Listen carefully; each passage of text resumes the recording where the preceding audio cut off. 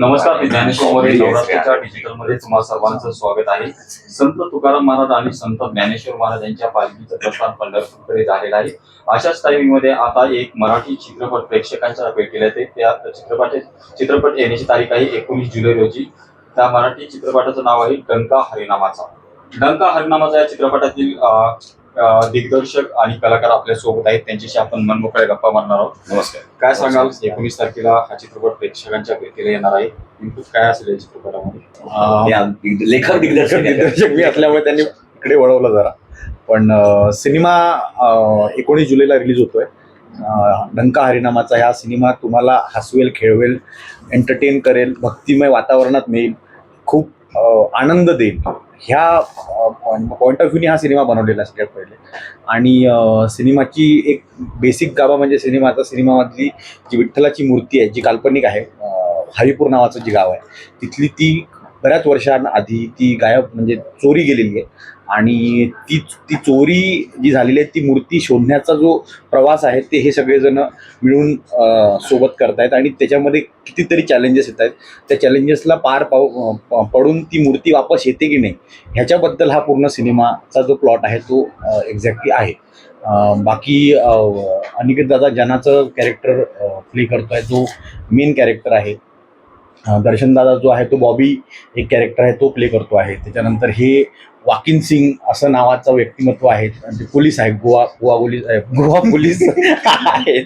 आणि त्याच्यानंतर किरण गायकवाड असा डायलॉग आहे फिल्ममध्ये, म्हणून ते माझ्या सारखं त्याच्यामुळे ह्यांनी घेतलेला डायलॉग आहे तो. सो मला एक जोड प्रश्न विचारायचा आहे की तुम्ही सर्वजण अनेक चित्रपटामध्ये काम केलेलं आहे.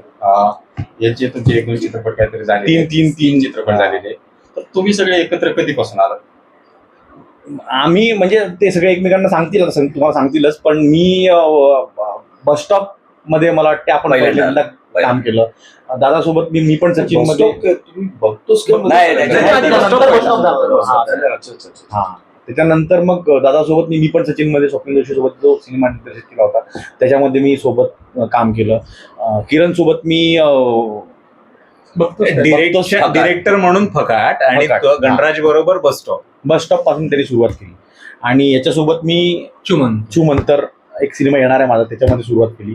आणि आता डंकामध्ये पण तो आहे सोबत. हा श्रेयस जाधव म्हणजे मल्टी फॅसेटेड आहे. तर स्वतः एक खूप चांगला रॅपर पण आहे. पुणे रॅप त्याचं केवढं गाजलेलं आहे रॅप. आणि त्याची खूप मोठी प्रोडक्शन कंपनी सुद्धा आहे, त्याचा स्टुडिओ आहे अख्खा.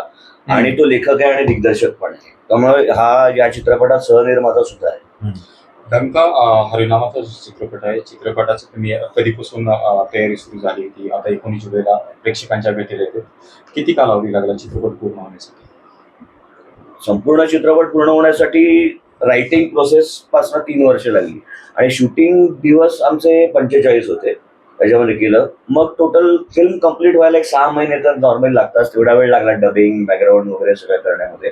आणि मग चांगल्या तारखेला, चांगल्या मुहूर्ताला हा चित्रपट रिलीज करायचा म्हणून साधारण काही महिने हे थांबले होते प्रोडक्शन.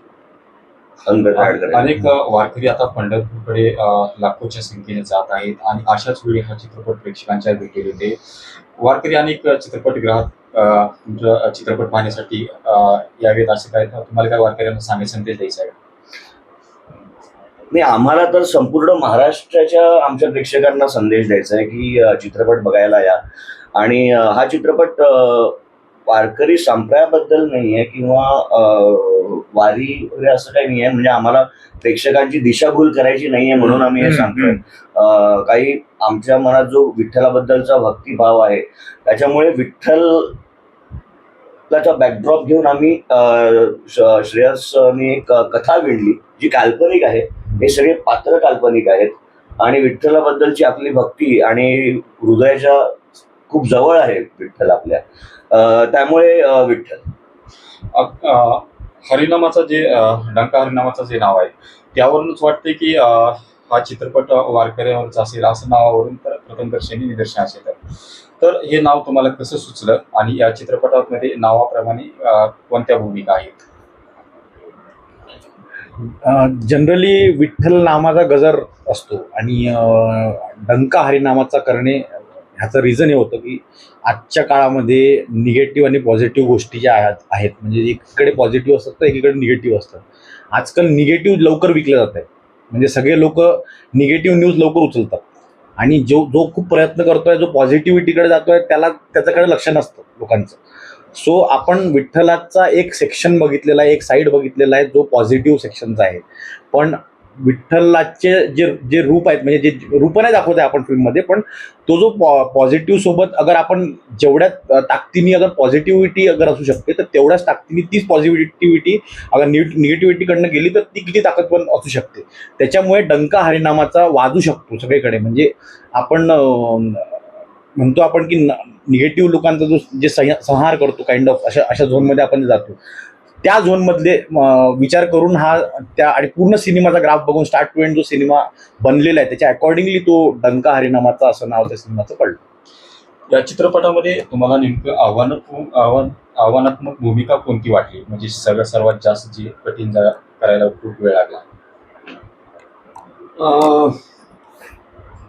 हे बघा, तसं अभिनय असं म्हटल्यावर काही ना काही म्हणजे ते कठीण असतंच. म्हणजे ते काय प्रत्येक वेळेला तीच भावना तेवढ्याच ताकदीने परफॉर्म करता येईल अशी काही गॅरंटी नाहीये त्याला. त्याला काही अभिनयाला काही असे काही ठराविक नियम नाहीत की हे केलं की हे होणार. आणि पण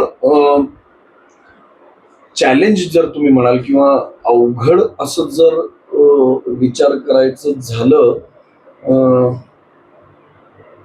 तर यास तो ज्या पद्धतीचा मेकर आहे, तो ज्या पद्धतीचा फिल्म मेकर आहे, तर त्याचा म्हणजे फिल्म मेकिंग बरोबर पण त्याचा स्टायलिंगकडे पण खूप जास्त कल असतो. म्हणजे तो नुसतं फ्रेम सेट करून त्याचं काम होत नाही, त्याला ते अधिक स्टायलिश करायला आवडतं, अधिक ते काय आपण म्हणू ग्लोरीफाय पण म्हणता येणार नाही, पण लार्जर दॅन लाईफ ग्रँजर करायला आवडतं. तर परफॉर्मर म्हणून हे नक्की चॅलेंजिंग आहे की त्या ग्रँजरला सुटेबल आपल्याला काम करता आलं पाहिजे. नाहीतर खूप मोठं ग्रँजर दाखवलं आणि हा काहीतरी पपलू काम करतोय असं मग भीती वाटू शकते. कारण तसंच आहे ते, तुम्ही एखादी साधी फिल्म करता आणि तुम्ही त्यातलं साधं कॅरेक्टर करता तर ते निघून जातं, कारण तुमचा सिनेमा साधेपणाच्या लेवलवर सुद्धा बराचसा विकला जातो. पण तुमची फिल्म ग्रँड आहे आणि ग्रँजर आहे तर त्याला सुटेबल तुमचं काम असलं पाहिजे, तुम्ही त्यातला भाग वाटला पाहिजे. ऑड मॅन आउट त्यात, अरे हाच काहीतरी वेगळा होता, बाकी सगळं छान होतं, ही जी परफॉर्म करताना जी भीती आहे ना ती होती कॉन्स्टंटली. पण त्यात आता मी यशस्वी झालो की नाही ते तोच सांगू शकेल. प्रेक्षक सांगतील. प्रेक्षक हा चित्रपट प्रेक्षकांना नक्कीच आकर्षित करणार असं वाटते. हो, कारण याच्यामध्ये जे चित्रपटात जे सगळे रस लागतात, सगळे जे एलिमेंट्स लागतात, म्हणजे ऍक्शन आहे, रोमॅन्स आहे, स्पिरिच्युअलिटी आहे, कॉमेडी आहे, खूप छान म्युझिक आहे, खूप छान गाण्यांची कोरिओग्राफी झालेली आहे. आणि प्रदीप खानविलकर यांचं नाव मला मेन्शन करायची इच्छा आहे की त्यांनी कॅमेरामॅन आहेत ते, आणि त्यांनी त्यांच्या कॅमेऱ्याच्या लेन्समधनं इतकं सुंदर टिपलेलं आहे. सगळे एक एक फ्रेम त्यांची इतकी सुंदर आहे आणि ती जेव्हा स्क्रीनवरती आम्ही बघू तेव्हा खरंच अंगावर काटा येणार आहे आमच्या आणि प्रेक्षकांच्या पण तो येईल. त्यामुळे एक व्हिज्युअली एकदम चांगली अशी फिल्म आहे. आणि कंटेंट चित्रपटाचा तो सुद्धा प्रेक्षकांना नक्कीच आवडेल. आणि वारीचा माहोल आहे, त्यामुळे सगळं वातावरण एकदम चार्जड झालेलं आहे. त्यामुळे प्रेक्षक नक्कीच त्यांना आकर्षित होतील हा चित्रपट बघण्यासाठी या मॉलमध्ये. काय सांगा प्रेक्षकांना चित्रपट पाहण्यासाठी काय आवाहन करा? मला वाटतं सगळे मुद्दे ऑलमोस्ट या सगळ्यांनी कव्हर करून झाले. वेगळा सिनेमा आहे जो आस्थेवरती, जो मगाच्यापासून तुम्हाला असं वाटतं की आस्था आणि फक्त आपण वारकरी संप्रदाय वगैरे असं टार्गेट न करता, अर्थात भक्तिभाव वगैरे सगळं आहे जे काही सिनेमासाठी लागतं, सगळा मसाला आहे, ऍक्शन आहे, गाणी आहेत, खूप चांगली गाणी आहेत. प्रदीप खानविलकर यांचं विशेष कौतुक, कारण त्यांनी वाई आतापर्यंत इतके सिनेमामध्ये बघून झालेलं आहे, पण हे वाई वेगळ्या दृष्टीने त्यांनी दाखवलेलं आहे. हे एक वेगळा आमच्या सिनेमाचं आहे. गाणी खूप कमाल झाले. अजय गोपाळांचा आवाज आहे, जे आत्ता गाणं अजून अनरिलीज आहे, जे मला वाटतं की बहुतेक सिनेमाच्या रिलीजच्या आसपास गाणं येईल. ते खूप अप्रतिम झालंय. सध्या जे गाणं गाजतंय जावेद अलीने गायलंय आणि इंस्टाग्रामवरती त्याच्यावरती इतके रील्स होतात. आता जी वारी चालू आहे, वारीवरती तिथलं काही फुटेज निघतंय त्याच्यावरती ते रील्स होत आहेत. सो आम्हाला वाटतं की सिनेमा चालेल का, तर हा चालेल. कारण ही सगळी माणसं जर का रील मेन्शन करतात आणि उत्सुकता निर्माण होती, इंस्टाग्रामवरती टॅग येत आहेत, हल्ली भेटणं होतंय ज्यांना कोणाला, तर तेही आम्हाला ते याच्यावरती बोलतायत, डंका हरिनामाचं याच्यावरती बोलणं होत आहे. तर मला 100% असं वाटतं की सिनेमा चालणार आहे.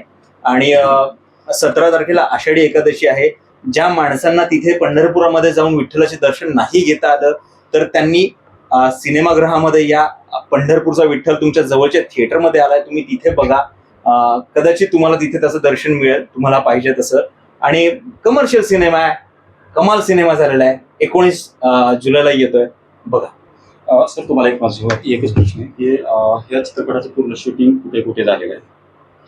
चित्रपटाचं पूर्ण शूटिंग वाईमध्ये झालेलं आहे, मिनवली घाटावर झालेलं आहे, पुणे, गोवा, त्याच्यानंतर सासवडला झालेलं आहे, भोरला काही सेक्शन झालं आहे.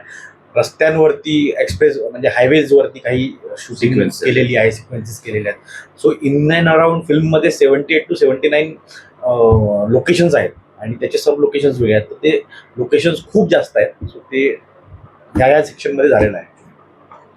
खूप खूप धन्यवाद आमच्याशी मनमोकळ्या गप्पा मारल्याबद्दल. थँक्यू. व्हिडिओ पाहण्यासाठी नवराष्ट्र युट्यूब चॅनल सबस्क्राईब करा आणि फेसबुक पेज लाईक करायला सुद्धा थँक्यू. जय हरी विठ्ठल.